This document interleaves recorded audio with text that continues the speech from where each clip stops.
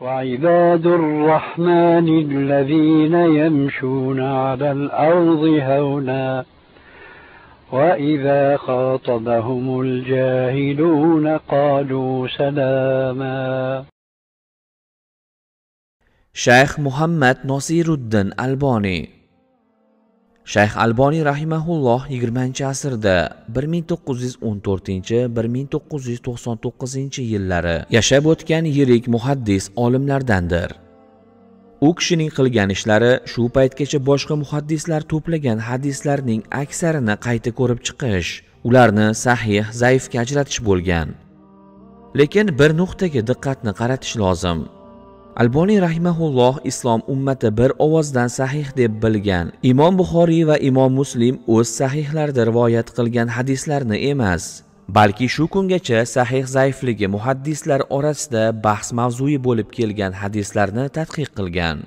Masalan, Sihoh Sitta 6 sahih tarkibiga kiruvchi Imom Abu Dovud, Termiziy, Nasai, Ibn Mojjaning sunanlari, Imom Buxoriyning sahihidan boshqa asarlarida, masalan, Adabul Mufradida, boshqa hadis olimlari, Tabaroniyning Mu'jami, Hokimning Mustadragi, Bayhaqiyning Sunanul Kubrosi kabi to'plamlarda rivoyat etilgan hadislar avval boshdanoq to'liq sahih deb tan olinmagan.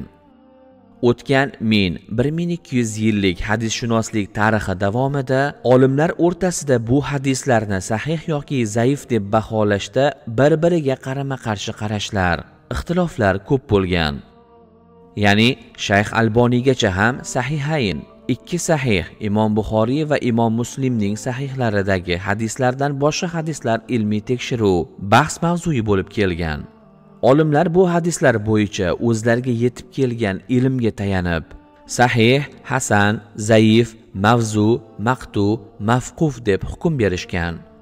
Masalan, Xatib Bag'dodiy, Ibn Saloh, Ibn Taymiya, Imom Navaviy, Ibn Hajar Asqaloniy singari olimlar hadisshunoslik kitoblarida, hadis sharhiga bag'ishlangan asarlarida yoki fatvo to'plamlarida, Imom Buxoriy bilan Imom Muslim sahihlaridan tashqarida qolgan hadislar bo'yicha o'z xulosalarini aytishgan. E'tibor bersak, biz Sihoh Sittaga qo'shadigan sunan mualliflari ham o'zlari rivoyat qilgan barcha hadislarni sahih deb da'vo qilishmagan. Masalan, Imom Termiziy sunanida hasan sahih, g'arib, hasan g'arib kabi atamalarni ishlatishi bu to'plamdagi barcha hadislar bir xil darajada emasligini bildiradi. Xuddi shunday, Imom Abu Dovud ham Risalatun ila ahli Makka asarida o'zining sunanida rivoyat qilgan hadislarni qanday darajada sahih, zaif tushunish kerakligi borasida qo'llanma bergan.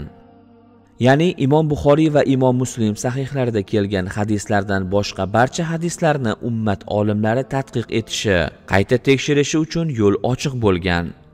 Buni o'sha hadis to'plam egalarining o'zlari ham tan olganini yuqoridagi ikki misolda ko'rdik. Imom Buxoriy bilan Imom Muslim sahihlari esa 100 yillar davomida barcha buyuk hadisshunos olimlar qayta tekshirishi, ko'rib chiqishi natijasida eng sahih, eng to'g'ri to'plamlar deb tan olingan. Bu ikki ulug' muhaddisning hadis qabul qilish, uni bir kitobga yig'ish bo'yicha qo'ygan talablari g'oyat kuchliligidan keyingi asrdagi olimlar bu hadislardan deyarli xato topa olishmagan. Istisno tariqasida aytish mumkin, Imom Muslimning sahihidagi ba'zi hadislarga, Imom Buxoriyning esa ta'liq bilan kitobning boblari sarlavhalarida sanadini uzib, to'liq keltirmay rivoyat qilgan hadislariga e'tirozlar bildirilgan. Demak, Imom Buxoriy bilan Imom Muslim sahihlarida kelgan hadislarni ummat umumiyatla sahih deb e'tirof qilgan. Boshqa hadis to'plamlari bunday darajaga chiqmagan. Bu narsa ularni keyingi asr ulamolari o'rganishi, tadqiq etishi, tekshirishi, sahih zaifga ajratishiga imkoni beradi. Bunda har bir muhaddis o'zi erishgan ilm darajasida hukm chiqarishi mumkinligini ko'rsatadi. Bu hadis shuncha vaqtdan beri falon hadis to'plamida turibdi. Unga hukm berish endi senga qoldimi? Kabi ta'na ma'lumotlar puch ekanini hadis ilmi bilan shug'ullangan, unga biroz yaqin yurgan kishilar yaxshi biladi. Chunki ilmning hammasi bir kishida to'planmagan. Alloh uni o'z fazli bilan kimgadir ko'p, kimgadir kam qilib taqsimlagan. ayrimlarga bergan farosatni, tushunchani boshqalarga bermagan.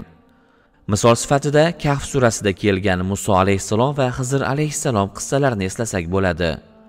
O'shanda Xizr Musoga o'zing qamrab ololmagan narsani sinab ko'rishga, sodir bo'layotgan voqealarni tushunmay yashashga qanday sabr qilasan degan edi.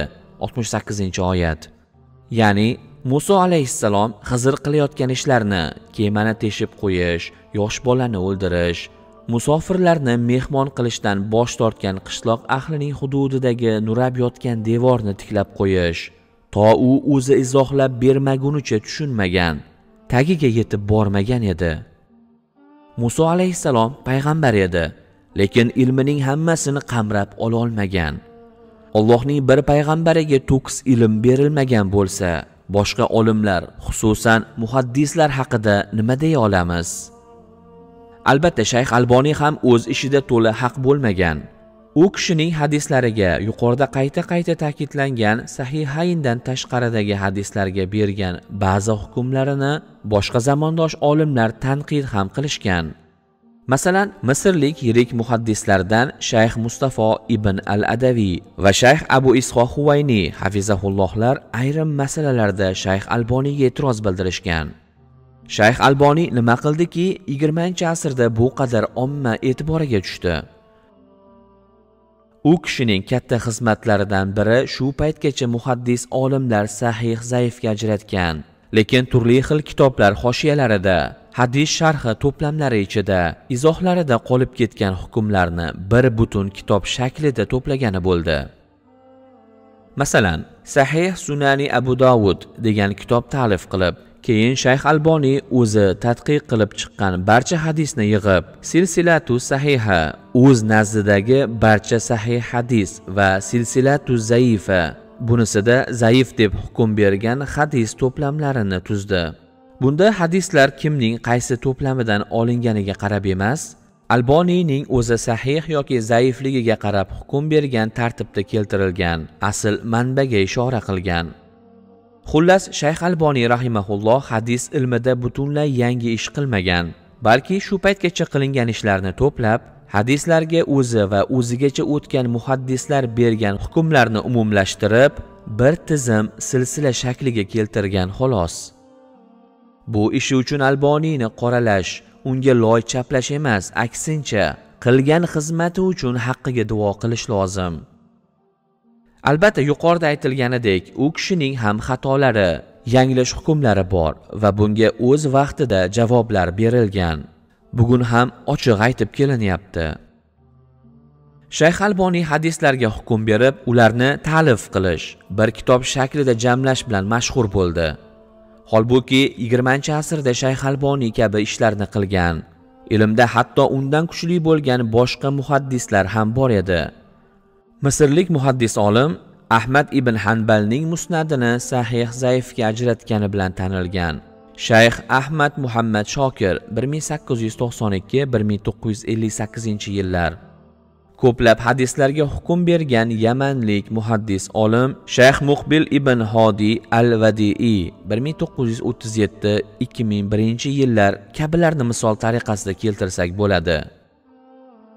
Shayx Alboniy rahimahulloh oti bugun butun islom olamida, xususan arab diyorlarida hurmat bilan tilga olinadi. U kishining xizmatlari e'tirof etiladi. Xatolarga e'tiroz bildirilishi haqida yuqorida aytildi. Bizda O'zbekistonda ham Shayx Alboniy asarlaridan foydalanish tajribasi bor edi. Masalan, Hidoyat jurnalining 2003-yil sonlarida hadis hukmlari haqidagi maqolalarda boshqa muhaddis olimlar qatorida Shayx Alboniydan iqtiboslar keltirilgan. U kishining kitoblaridan foydalanilgan. Lekin keyinchalik qandaydir sabablarga ko'ra Shayx Alboniy shaxsiyatiga nisbatan tushunarsiz yovqarash, nafrat shakllandi.